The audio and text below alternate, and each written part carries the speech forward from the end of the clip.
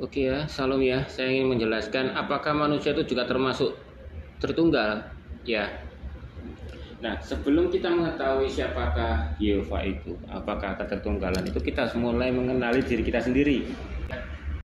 Karena segala ciptaan itu tidak akan terlepas dari penciptanya. Bahkan seorang pelukis pun tidak akan lepas dari gaya style ciptaannya dia ya.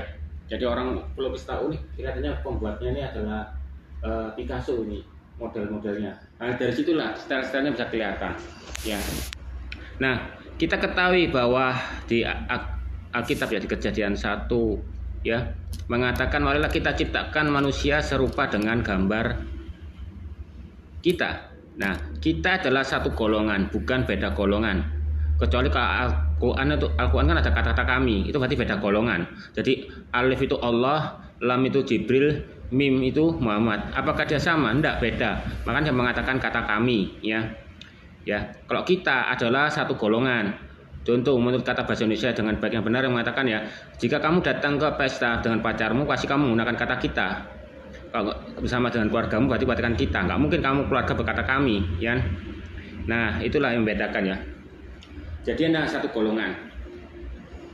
Nah, pertama kita ketahui ya bahwa manusia itu memiliki tubuh, jiwa atau soul ini ya. Spirit adalah roh.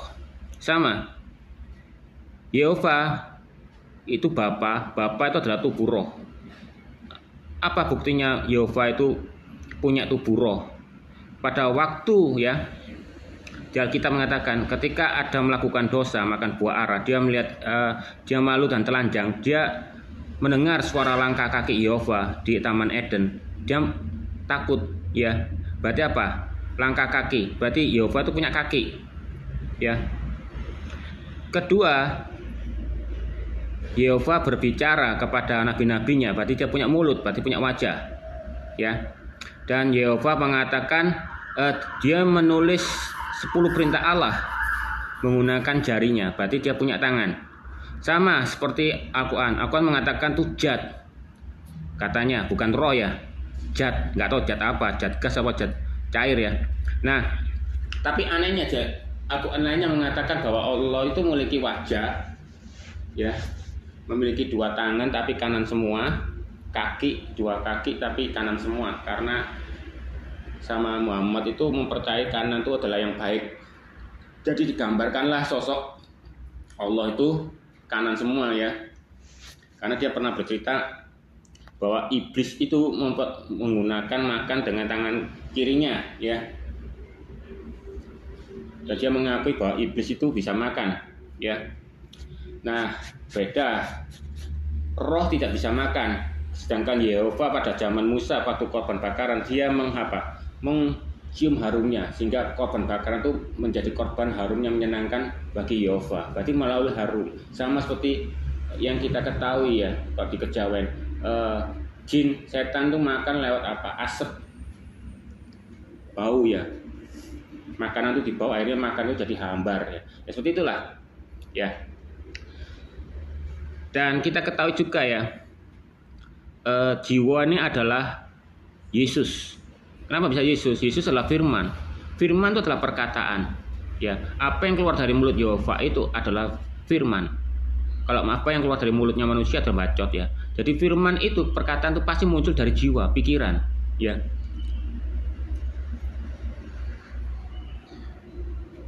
Jadi semulanya ya, Adam itu punya pikiran ya. Tapi ditambah buah ara itu pengetahuan baik dan buruk ya, semakin serupa dengan Yehova. Makanya waktu dia makan buah ara, ayo kita usir, cegah biar dia tidak makan pohon kehidupan, dan sehingga dia serupa dengan kita, sama. Jadi kalau dia makan buah kehidupan, Adam itu waktu diusir ya, otomatis dia kembali punya tubuh kemuliaan itu tadi ya. Jadi dagingnya hilang, kemaluannya hilang ya. Tapi dicegah, diusir Taman Eden itu ya. Ya, langsung diusir, nggak suruh turun loh. Berarti Taman Eden itu menandakan di bumi. Beda kalau di Al-Quran mengatakan diturun dari surga. Berarti Taman Eden itu di surga, dan mengatakan kalau diturun itu terpisah, Adam terpisah dan Hawa ya. Enggak, ini diusir barengan, nggak terpisah gitu loh. Itu sudah beda ya dari segi ceritanya. Gak tahu Muhammad itu nyontek siapa ya. Nah, spirit ini adalah merasakan ada rasanya kasih, ya. Makanya kalau kita sakit hati, yang sakit itu adalah rohnya, bukan jiwa kita. Ya. Tapi kalau karena saking sakitnya roh itu ya, yang adalah kehidupan itu ya, semakin sakit dan itu akan merembet ke jiwa dan pikiran. Akhirnya jiwanya ikut rusak. Makanya orang bilang sakit jiwa. Jadi ya. Nah, jiwa itu mengenai manusia dia itu mengenai personality ya. Berpikir ya. Juga will ya. Menentukan ya, kamu akan menentukan rasamu ini atau sebagainya, perasaan, emosi, memori ya, kepercayaan ya, tingkah laku semua dari jiwa ya. Nah, makanya kenapa kok Yesus itu agak berbeda dengan Taurat. Jika mata ganti mata, kok Yesus kok berilah pipi kanan, jika ditampar pipi kananmu, berilah pipi kirimu. Nah, karena Yesus itu adalah mengenai dari tadi itu perasaan yang sebenarnya daripada Yehova itu sendiri, bahwa Yehova itu adalah kasih, ya, bukan yang penampilan dari luar Bapa atau buruk itu, ya, yang agak dekatnya tegas dan sebagainya.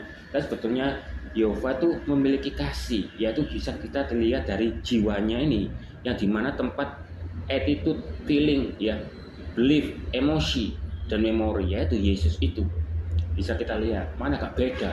Nah, dan dia juga termasuk anak manusia, itu adalah gelar ya, gelar dari Adam yang tidak lulus ya, akhirnya diberikan kepada Yesus. Sama seperti bintang fajar, gelarnya Lucifer. Lucifer adalah malaikat ya, malaikat penyembah ya, penyembah atau bermasmur pada Yehova ya. Dia perawakannya sangat cantik ya, atau ganteng lah istilahnya, dan tubuhnya tuh paling indah daripada malaikat yang lain ya, bahkan derajatnya lebih tinggi daripada Mikael. Nah, karena dia punya kehendak bebas seperti manusia, akhirnya dia punya keinginan untuk melakukan kudeta melawan Yehova ini, merebut tahtanya.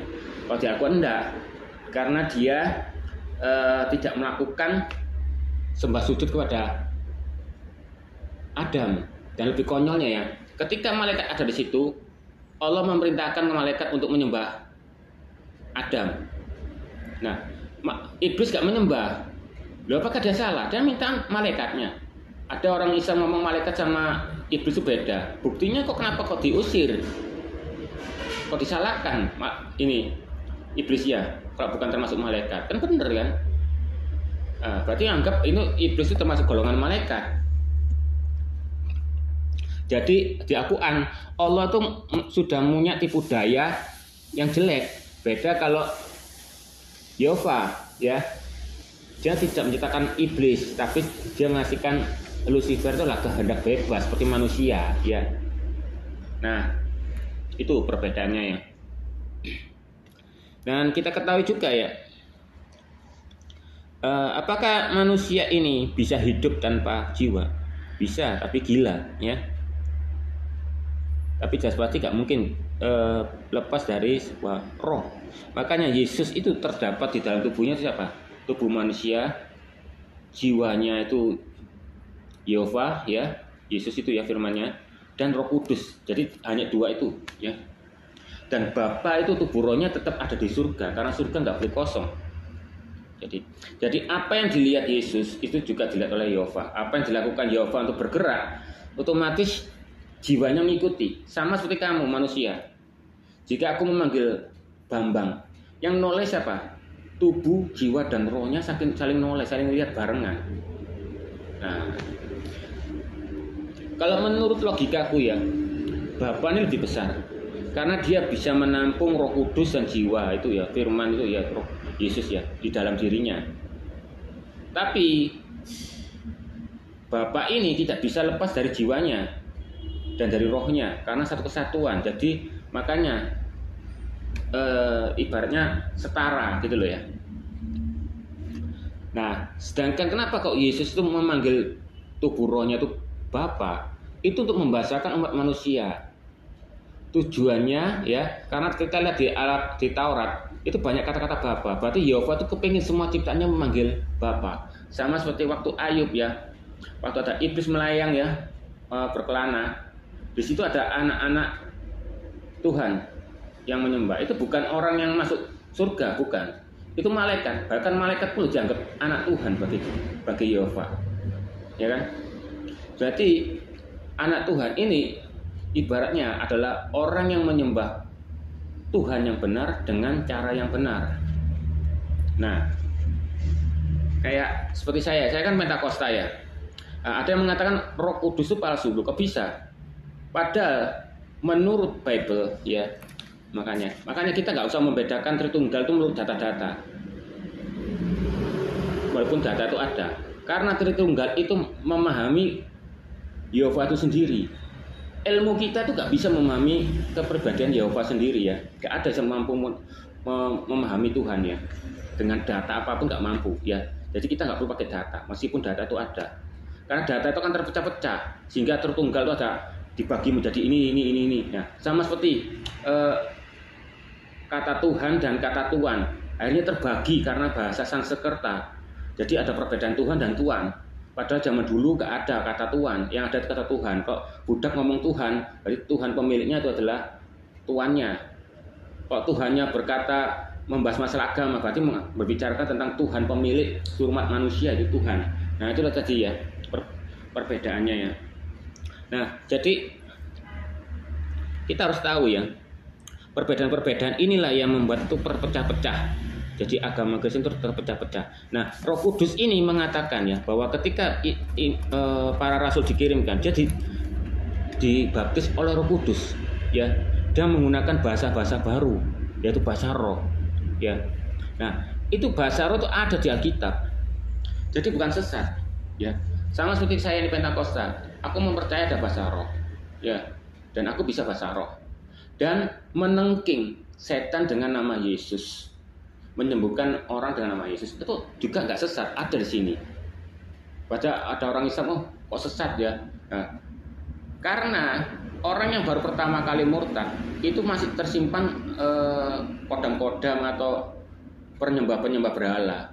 Yang masuk situ dia tak akan kuat dan tidak akan tahan, hari mengalami manifestasi ya.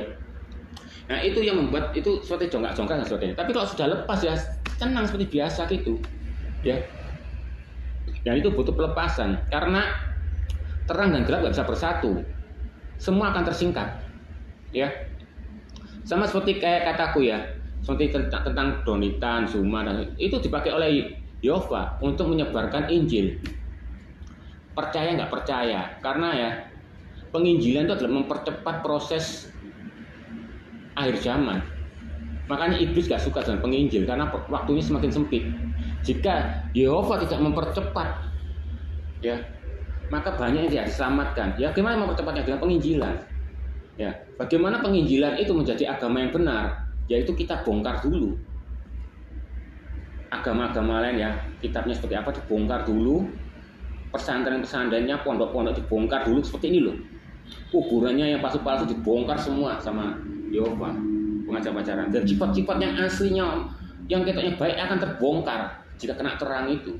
Jadi itu loh.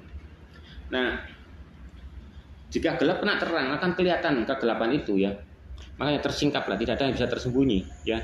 Nah, itulah karena berkat Daniel Donitan Zuma, orang yang teman saya seperti kayak orang Islam yang najis yang mendengarkan kata Alkitab langsung disekat. Dah, agamamu, nyentuh aja nggak mau. Tapi gara-gara Donitan dan Zuma, orang mendengar, oh iya ya, tak pakai ya buat ngalah-ngalahi apologet Kristen biar keren ya. Ternyata kalah, ditunjuk noni loh yang benar. Oh iya, ini banyak melajari terus. Nah, akhirnya ayat-ayat firman ini menjadi air-air kehidupan yang menimbulkan rema dan pikiran dia mikir, oh iya ya, ini tambah tobat ya. Jadi penginjilan itu terjadi kalau ketika penginjilan itu sudah sampai di ujung bumi. Nah, itu sudah akhir zaman itu. Ujung bumi itu adalah Papua Nugini ya. Pelosok-pelosok sudah terdengar semua dengan secara rata dan adil percaya nggak percaya urusan, pokoknya adil beritakan. Nah pada saat itulah akhir zaman ya. Nah untuk menjadi kebenaran ya kita harus membuat agama yang lain menjadi salah dengan membongkar dirinya sendiri gitu loh.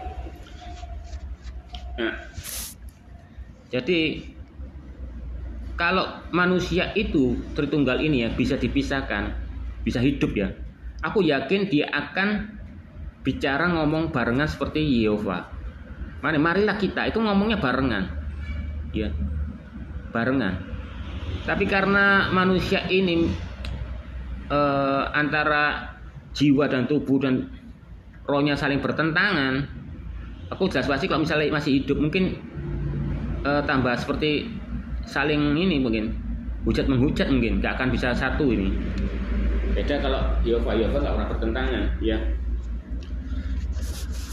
Nah jadi misalnya kalau Bambang ya tubuhnya itu bisa pisah, rohnya bisa dipisah. Kalau aku bilang Bambang, pasti aku yakin tubuh dan jiwa dan rohnya akan lihat aku juga.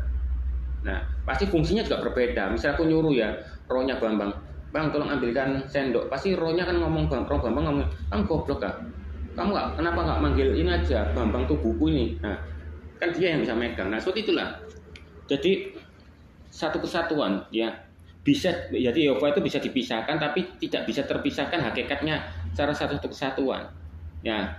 Kita ketahui kalau orang berbicara ya kita butuh nafas. Nah Roh Kudus itu adalah roh kehidupan yang memberi nafas. Nah jadi kalau manusia berbicara kita nafas dulu ya, baru nyampe ke jiwa untuk apa yang dikatakan keluarlah lewat mulut, dan omongan itu adalah firman itu tadi ya, perkataan itu tadi ya. Nah jadi saling membutuhkan. Pada waktu Roh Kudus melayang di langit ya, dalam semesta masuk kasih kosong dan menciptakan ya, itu bersama dengan jiwanya itu yaitu Yesus itu tadi, firmannya itu. Pada ibaratnya Al-Quran itu kun fayakun. Jadi dia mengembus ya, mengeluarkan perkataan kun itu ya, firman itu jiwa itu, akhirnya jadilah manusia dan jadilah semesta ini gitu loh. Jadi bisa terpisahkan tapi tidak saling membutuhkan gitu loh. Nah jadi kalau kita mengetahui ya manusia itu bisa merasa kelima indera ya, untuk penciuman dan sebagainya. Berarti itu buruk itu di zaman dulu korban bakaran ya, bahwa Yehova itu waktu korban bakaran mencium harum yang menyenangkan hati Tuhan. Berarti dia melalui bau makannya ya. Kalau biasanya di Islam kejawen itu ngomong kalau jin sama setan itu makannya lewat bau ya, makanya kalau makanan dibaui jadi hambar. Nah itulah melalui bau.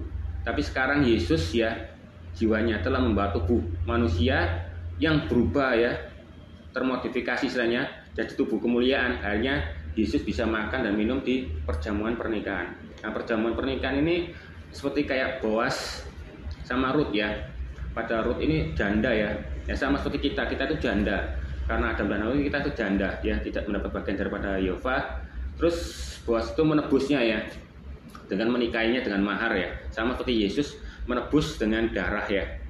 Jadi kita nggak jadi janda ya, ibaratnya gitu. Tapi jangan lupa kita harus taat satu firman, tapi jangan lupa jangan taat yang firman yang lainnya, mengatakan bahwa di surga tidak ada kawin mengawin ya. Sama.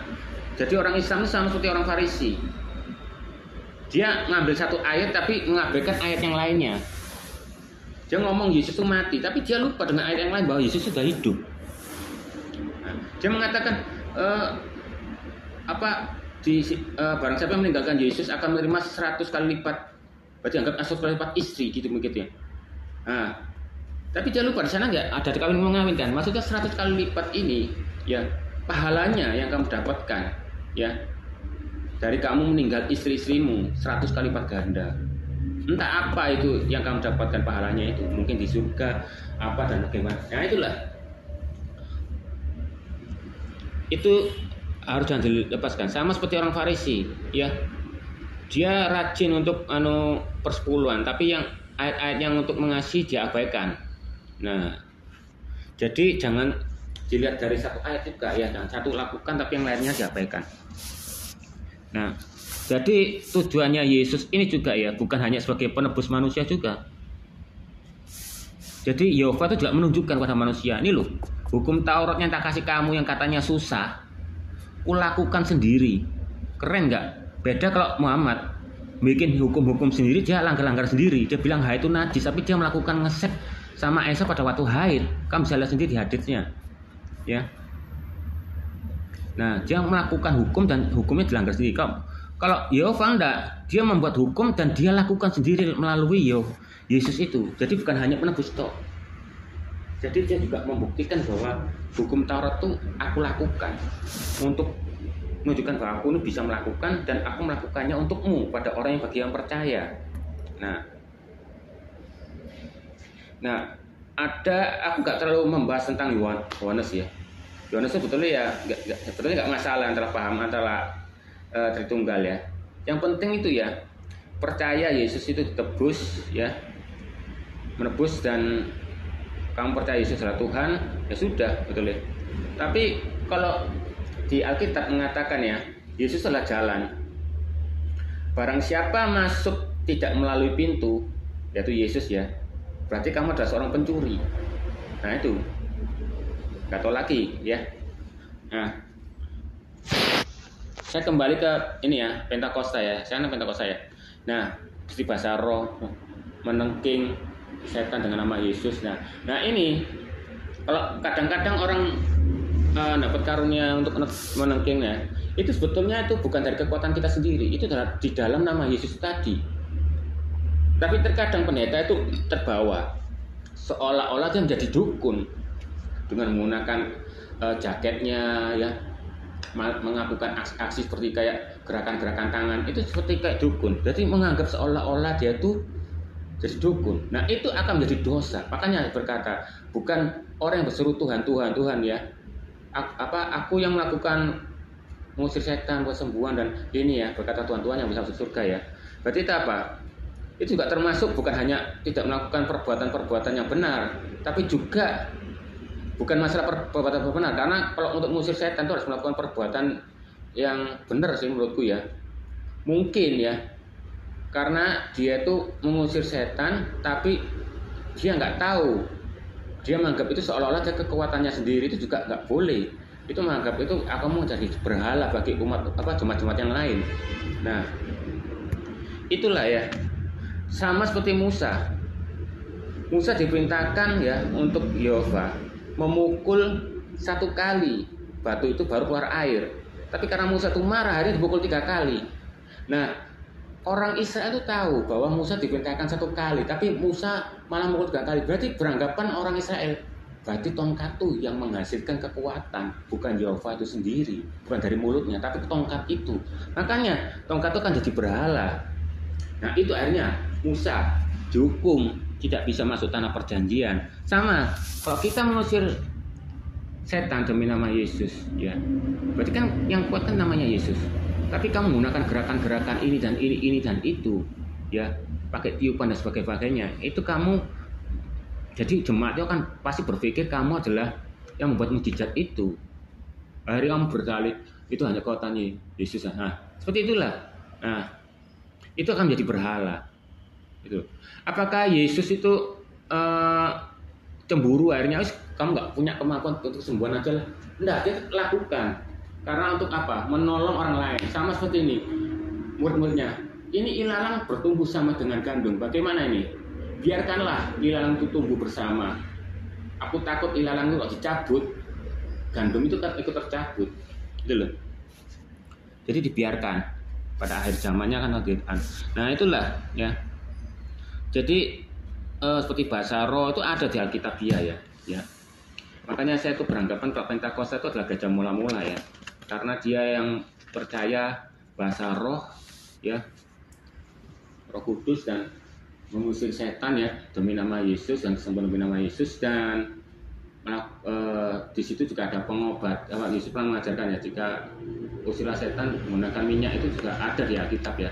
Itu juga ya, juga minyak itu di Taurat juga mengatakan untuk memberkati raja-raja. Yaitu kalau kamu ini pendeta memberkati jemaatnya dengan minyak urapan nggak masalah, karena itu sudah termasuk Taurat juga ya. Jadi Alkitabiah ya, bukan sesat ya. Jadi itulah ya. Nah, ini juga ya, body ya, tubuh ini ya. Tubuh itu bisa merasakan, melihat, membaui ya, mendengar, merasakan, mengecap ya, menyentuh dan mengecap ya. Ini adalah tubuh roh itu Bapa itu sendiri ya. Makanya Bapa itu menulis hukum Taurat dengan jarinya ya, dan berjalan melalui Taman Eden ya, juga sebagainya ya. Dan mengatakan Yehova itu melihat, berarti Yehova itu punya mata ya. Nah, berarti ini juga adalah jiwa. Jiwa itu adalah natural, imanisasi, memori, keadaan ya, alasan ya, semua di sini ya. Kalau spirit ya, merasakan spiritual, hubungan untuk merasakan di dunia dalam roh itu menggunakan roh ya, karena Bapa adalah roh ya.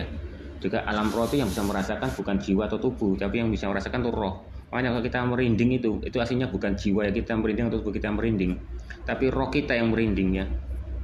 Ya. Dan roh itu adalah, kalau kita berdoa itu pasti bukan dari jiwa, itu dari roh kita. Ya, kita berasa melas, aduh Tuhan tolong, itu dari rohmu ya. Makanya orang berkata, menurutmu hati nuranimu itu gimana? Berarti dia tuh lagi bicara dengan rohmu, bukan cara jiwa dan pikiranmu. Hati nurani. Nah inilah, itu namanya roh ya. Jadi roh itu bisa berpikir, jiwa itu bisa berpikir sendiri. Makanya itu bisa bentrok ya.